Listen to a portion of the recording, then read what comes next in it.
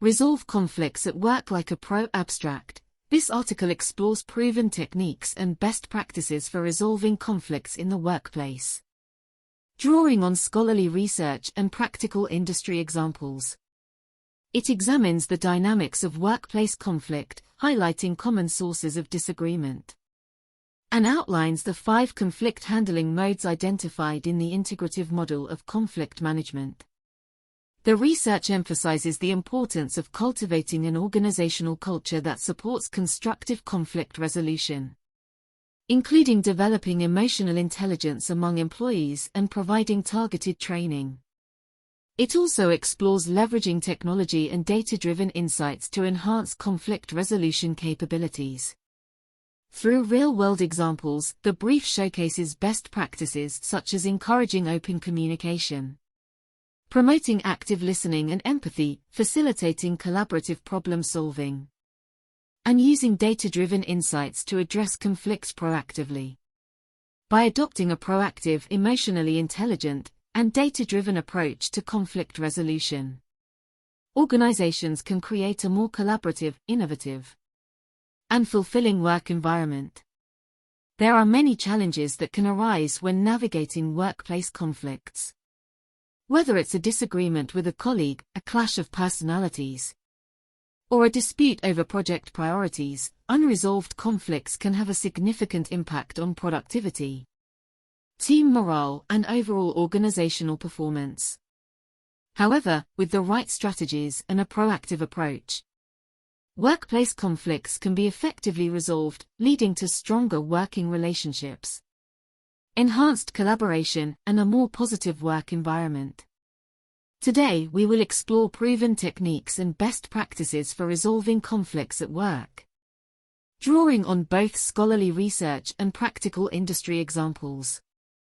Understanding the dynamics of workplace conflict. Conflict in the workplace is a natural and inevitable occurrence, as individuals with diverse backgrounds, perspectives, and goals come together to achieve common objectives. According to a study by the U.S. Bureau of Labor Statistics, workplace conflicts account for up to 60% of all workplace problems, highlighting the critical need for effective conflict resolution strategies. U.S. Bureau of Labor Statistics, 2021. At the heart of workplace conflicts are often differences in communication styles, work preferences, personality types, and values. Rahim, 2017. These differences can lead to misunderstandings, clashing agendas, and even personal animosity if not addressed proactively. Research has shown that unresolved conflicts can result in a range of negative outcomes, including decreased job satisfaction, increased absenteeism, and reduced organizational commitment. De Drew and Weingart, 2003. Furthermore, conflicts that escalate can lead to a breakdown in trust, damaged professional relationships, and a detrimental impact on overall organizational performance. Mastering the art of conflict resolution to resolve conflicts at work effectively. It's essential to adopt a structured, methodical approach.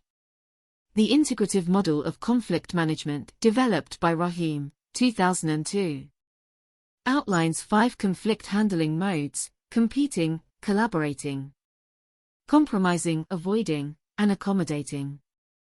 Each mode has its own strengths and weaknesses, and the choice of approach should be tailored to the specific situation and the individuals involved. Competing. This mode is characterized by an assertive, win-lose approach, where one party seeks to impose their own solution at the expense of the other. While this can be effective in time-sensitive situations or when a quick decision is required, it can also lead to resentment and damage working relationships. A practical example of the competing mode in action would be a department head insisting on a particular budget allocation, despite objections from their team members. Rahim, 2002. Collaborating. This mode emphasizes finding a mutually satisfactory solution, where both parties' needs and concerns are addressed. It requires a high degree of trust, open communication, and a willingness to compromise. In the context of a software development team, the collaborating mode might be used to resolve a conflict over the implementation of a new feature, with the team working together to find a solution that meets the needs of all stakeholders. Jen and Mannix, 2001. Compromising. This mode involves both parties making concessions to reach a middle ground. It's often used when the stakes are not high and there is a need to find a quick resolution. A common example of the compromising mode in action might be when two colleagues negotiate the timeline for a project, with one party agreeing to a slightly earlier deadline in exchange for the other party taking on a larger portion of the workload. Rahim, 2002. Avoiding. This mode involves withdrawing from the conflict or postponing it, often when the stakes are low or the chances of a successful resolution are limited. While this can be a useful tactic in the short term, it can also lead to unresolved issues that resurface later. In a situation where two team members have a personality clash, an avoiding mode might be employed, with the manager temporarily reassigning tasks to minimize their interactions until a more opportune time for conflict resolution. Rahim, 2002. Accommodating. This mode involves one party sacrificing their own needs or interests to prioritize the other party's concerns. It can be useful when maintaining a positive relationship is more important than the specific issue at hand, or when one party has more power or influence. An example of the accommodating mode might be when a senior manager decides to approve a subordinate's request for a flexible work arrangement, despite having some reservations, in order to maintain a positive working relationship. Rahim, 2002. By understanding these conflict handling modes and their respective strengths and weaknesses, professionals can develop a more nuanced approach to resolving workplace conflicts, tailoring their strategy to the specific situation and the individuals involved.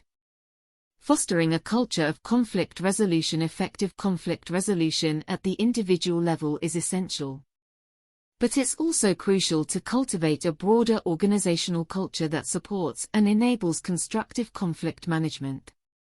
Research has shown that organizations that encourage open communication, collaborative problem-solving, and a non-confrontational approach to conflicts tend to have higher levels of employee engagement, satisfaction, and overall performance. Jen and Mannix, 2001.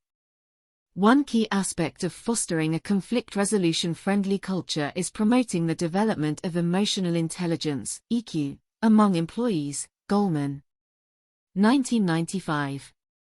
Individuals with high EQ are better equipped to understand and manage their own emotions, as well as empathize with and respond appropriately to the emotions of others. This can be particularly valuable in navigating workplace conflicts, where strong emotions can often cloud judgment and hinder effective problem-solving. Organizations can further support a culture of conflict resolution by providing targeted training and development opportunities, such as workshops on active listening, conflict de-escalation techniques, and negotiation skills. Rahim, 2002.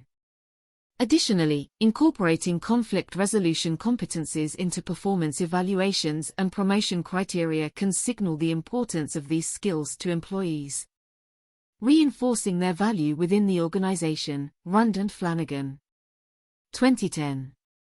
Leveraging technology and data-driven insights in the digital age.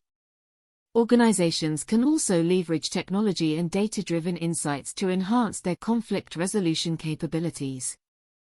Tools like employee engagement surveys, 360-degree feedback mechanisms, and collaborative project management platforms can provide valuable data on the underlying drivers of workplace conflicts, enabling more targeted interventions. Lung, 2008. For example, an organization might use employee engagement survey data to identify departments or teams where conflict is more prevalent, and then deploy specialized training or team-building exercises to address the root causes. Brewer and Holmes, 2016. Similarly, collaborative project management tools can help surface tensions or disagreements early, allowing managers to intervene proactively and facilitate constructive dialogue before conflicts escalate. Rahim. 2002. By adopting a data-driven approach to conflict resolution, organizations can make more informed decisions, allocate resources more effectively, and measure the impact of their conflict management strategies over time. Rahim. 2002.